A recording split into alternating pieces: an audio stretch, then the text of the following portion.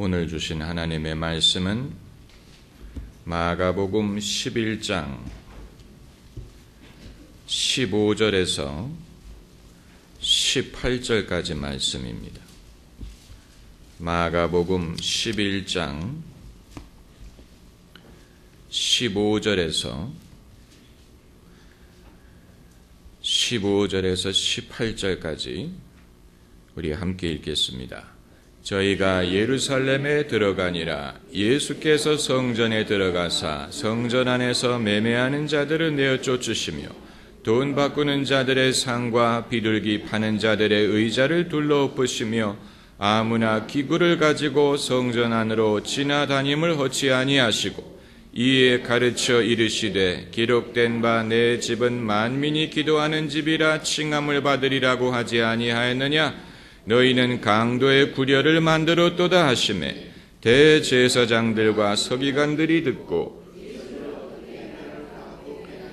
이는 무리가 다 그의 교훈을 기이 여김으로 그를 두려워하밀러라. 아멘.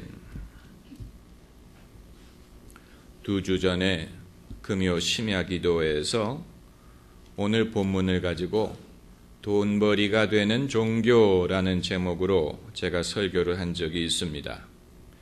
만일 오늘 똑같은 내용을 가지고 말씀을 드리려고 했다면 본문을 택하지 않았을 것입니다. 오늘은 다른 주제로 오늘 본문에서 주시는 교훈을 찾아보고자 합니다. 17절에 기록된 바 내 집은 만민이 기도하는 집이라 일컬음을 받으리라고 하지 아니하였느냐. 너희는 강도의 구려를 만들었도다. 하나님은 예루살렘 성전이 원래 만민이 기도하는 집이 되기를 원하셨습니다. 그것을 명하셨습니다. 그런데 사람들은 이 성전을 가지고 강도의 구려를 만들어 버렸습니다. 하나님은 뭔가 바르고 경건하고 거룩한 것을 원하셨는데 사람들은 하나님의 의도와는 전혀 다른 엉뚱한 것을 만들어 버렸다는 얘기입니다. 여러분, 신앙만큼은 우리의 독창적인 생각이라든가 우리의 창작력을 필요로 하지 않습니다. 신앙에서 제일 중요한 것은 순종입니다. 순종. 하나님의 말씀에 우리의 생각이라든가 우리의 의견이라든가 우리의 느낌을 더하지 않고 하나님의 말씀에 더하지도 않고 감하지도 않고 순종하는 것. 이것이 중요한 것이고 이것이 신앙의 핵심이에요. 신앙만큼은 하나님이 지시하시는 대로 해야 됩니다. 그게 아니라면 차라리 안 하는 것이 낫습니다. 차라리 하지 말든가. 할 것이라면 하나님이 지시하신 대로 해야 됩니다. 가인이 하나님께 예물 드리는 일에 있어서 가인에게 요구된 것은 그 개인의 생각이라든가 개인의 사연이 아닌 하나님이 받으실 만한 예물을 드리는 것이 중요했습니다. 만일 하나님이 받으실 만한 예물을 드릴 것이 아니라면 차라리 예물을 안 드리는 것이 낫습니다. 예물을 드릴 것이라면 하나님이 받으시는 예물을 드려야 되는데 가인의 실수는 예물을 드렸지만 하나님이 받으실 만한 예물을 드리지 않은 것입니다. 여기에 그의 잘못이 있었던 것이고 그리고 이제 그 결과에 대해서 그가 승복하지 못하고 받아들이지 못하고 온유함으로 그것을 받아들이지 못하고 엉뚱하게 자기의 동생을 탓한 것이 그의 두 번째 실수가 됩니다. 이스라엘 성전을 강도의 구려로 만든 것은 이스라엘 백성들이 무슨 창의력을 사용했다든가 독창적인 생각을 쫓은 것이 아니고 이것은 타락일 뿐입니다. 타락의 결과로 이렇게 된 것입니다. 타락의 정의는 선한 것을 가지고 나쁘게 만드는 것입니다. 그게 타락입니다. 아예 처음부터 나빴다. 그건 타락이 아닙니다. 원래 선한 것, 원래 선하도록 만든 것, 원래 선하게 의도되었던 것을 사람이 취해서 원래 의도와 성격과는 다른 나쁜 것을 만들어버리는, 왜곡되게 만들어버리는 것이 바로 타락입니다. 그래서 타락이 나쁜 이유가 바로 거기에 있습니다. 타락이 나쁜 이유는 원래 선할 수 있는 것을 나쁘게 만들어버려서 원래 가능성조차도 부정하는, 만약에 이것이 사람에게 적용된다면 사람을 실족시키는 것이 되겠지. 원래 순수한 사람을 데려다가 나쁜 물을 들여서 나쁜 사람으로 만들어 버린다면 이것이 바로 사람을 실족하게 하는 것입니다. 아예 나쁜 짓을 하려면 원래 나쁜 사람을 데려다가 같이 한다면 그건 별개의 문제겠지만, 그게 아니고 원래 착하고 순전했던 사람을 데려다가 나쁜 물을 들인다면 그것은 이중으로 악을 행하는 것입니다. 그 나쁜 결과 자체가 나쁜 것뿐만이 아니고 원래 선할 수 있는 사람에게 그 기회를 빼앗아 간다는 점에서 이중적인 잘못이 되는 것입니다.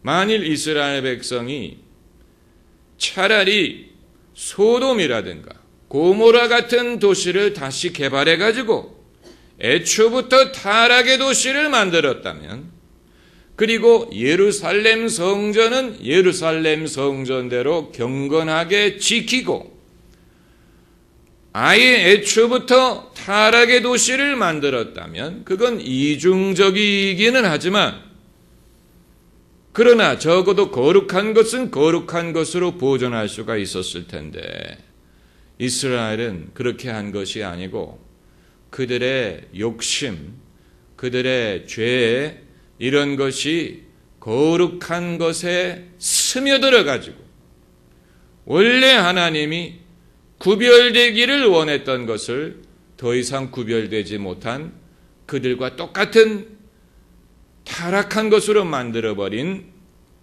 그런 죄가 있는 것입니다.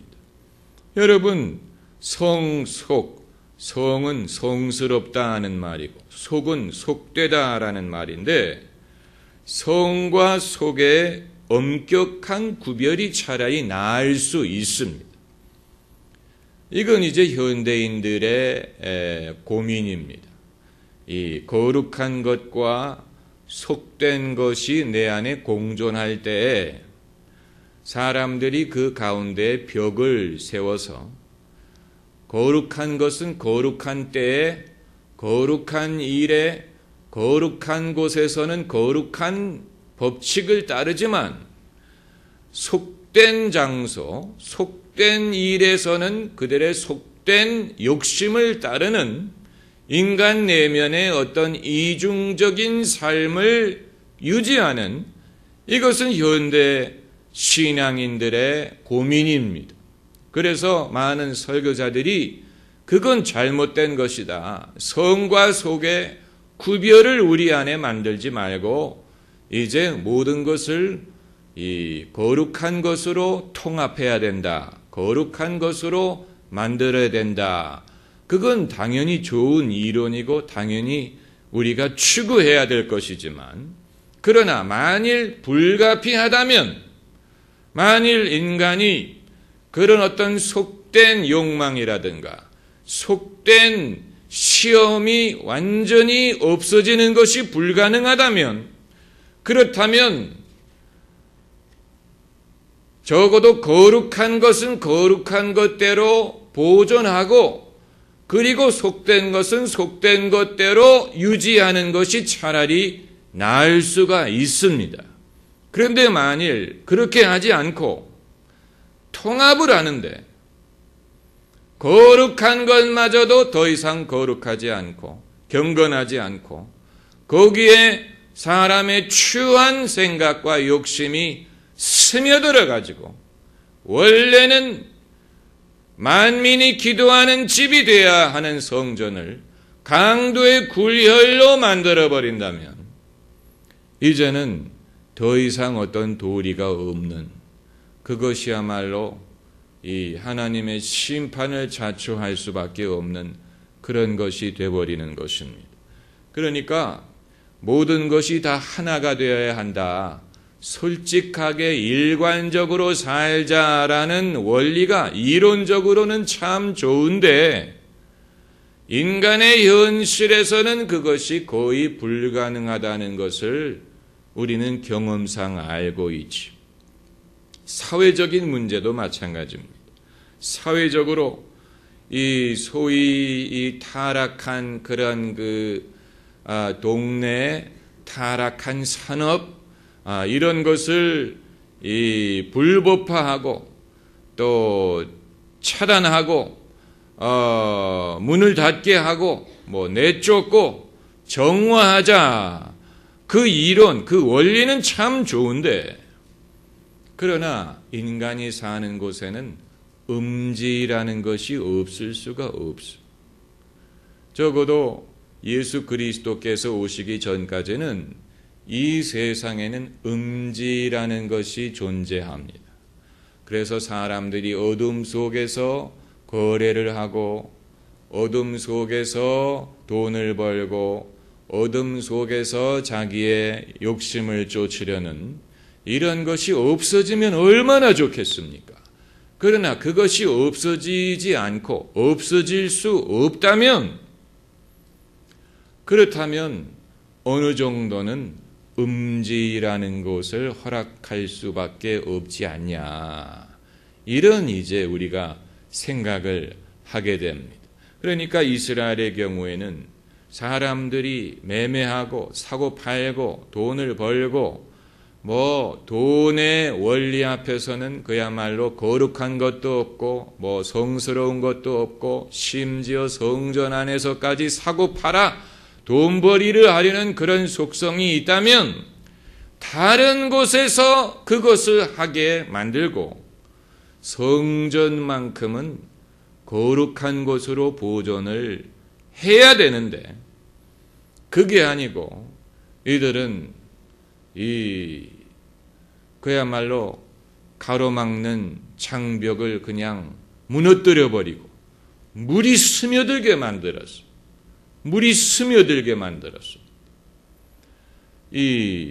몇 년 전에 미국의 루이지애나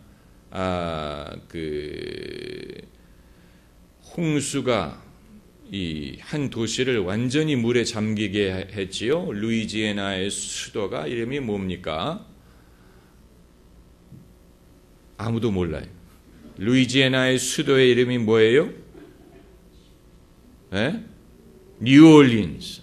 뉴올린스의 홍수가 났을 때 원래 뉴올린스가 이 해면보다도 낮은 곳에 도시를 지었다고 했습니다. 그래가지고 레비라고 해서 바닷물이 스며들 강물이 넘치지 못하도록 둑을 세운 도시입니다.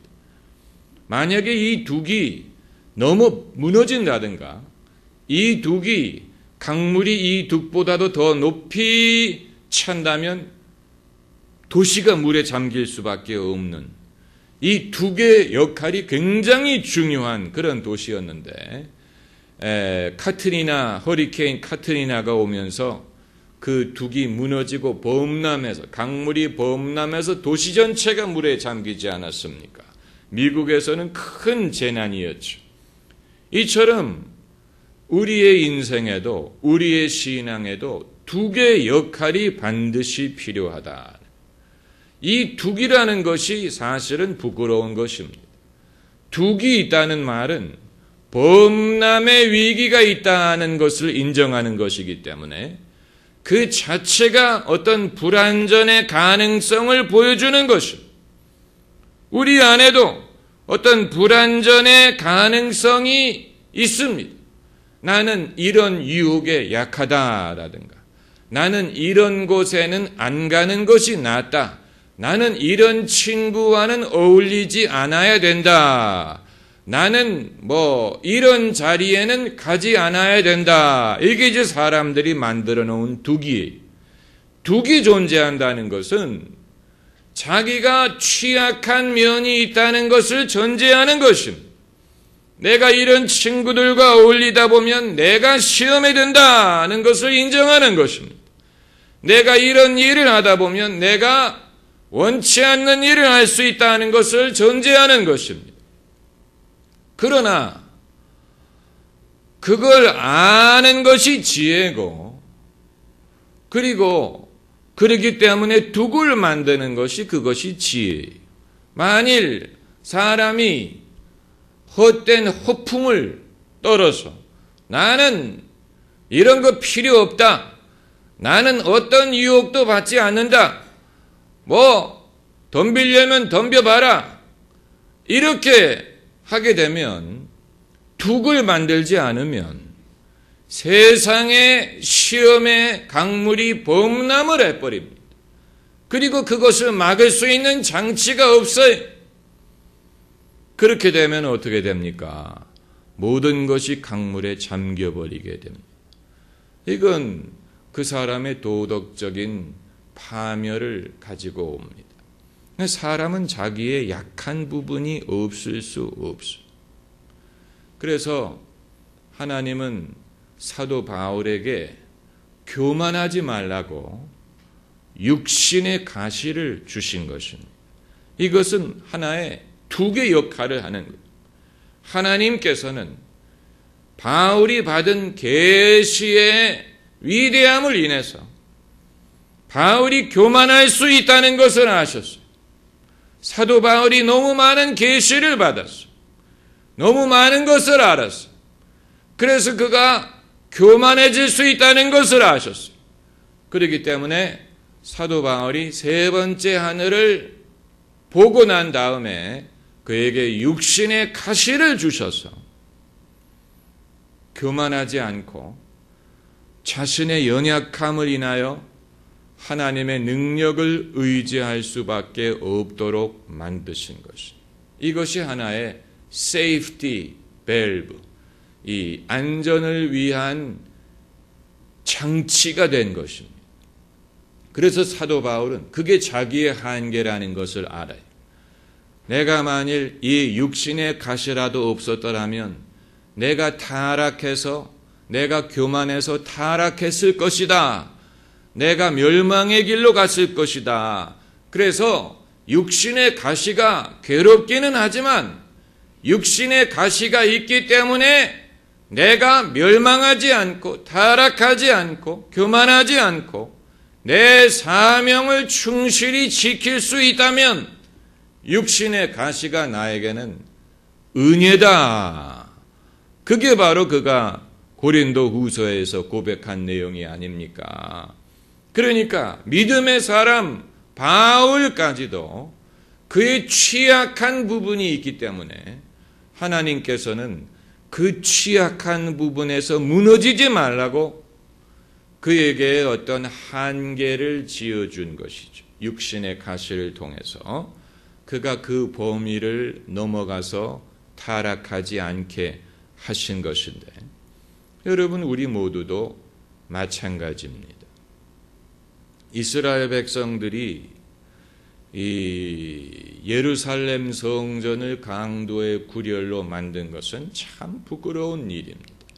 그러나 이건 그들에게만 일어나는 일이 아니에요. 만일 예루살렘 성전이 이스라엘 사회에서 그렇게 큰 비중을 차지하지 않았더라면 차라리 예루살렘 성전을 거룩하게 보존할 수 있었을 것입니다. 사람들의 관심이 그렇게 가지 않기 때문에, 그 역할이 작기 때문에. 그런데 문제는 예루살렘 성전의 역할이 너무 커졌어요. 너무 큰 비중을 차지하게 됐어요. 그랬더니 결국은 사람들이 자기 되먹은 대로 성전을 만들어 버리는 것이죠. 자기 되먹은 대로, 자기들의 욕심, 자신들의 탐욕대로 그대로 그것을 들고 성전 안에 걸어 들어간 것입니다. 이것은 무엇을 시사하느냐 하면 신앙의 역할이 커질수록 신앙의 타락의 가능성이 높아지는 것을 말합니다. 차라리 교회의 역할이 작고 예수 믿는 사람들의 숫자가 상대적으로 적었을 때는 그만큼 타락할 가능성이 적어요. 사람들이 그냥 무시해요. 사람들이 관심을 갖지 않습니다.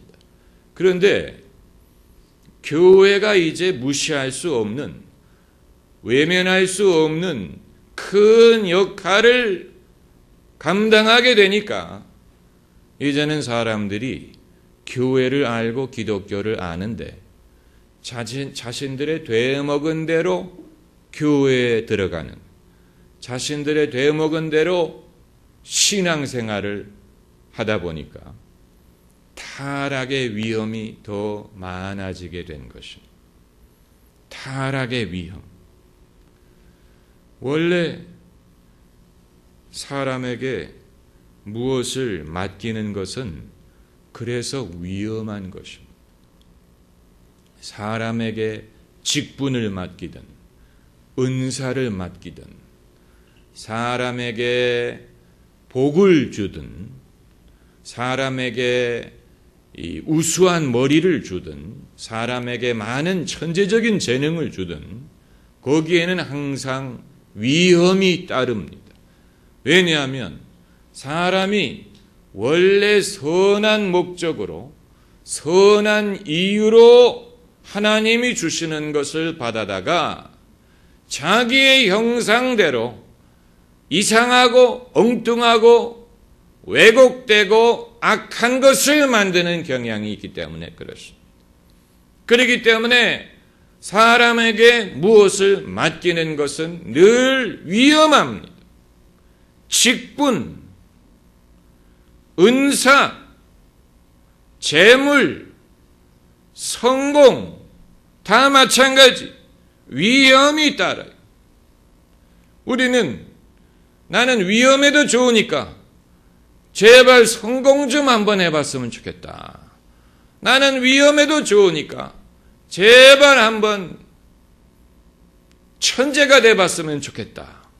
뭐 이런 생각을 할 수 있습니다만, 그러나 여러분, 이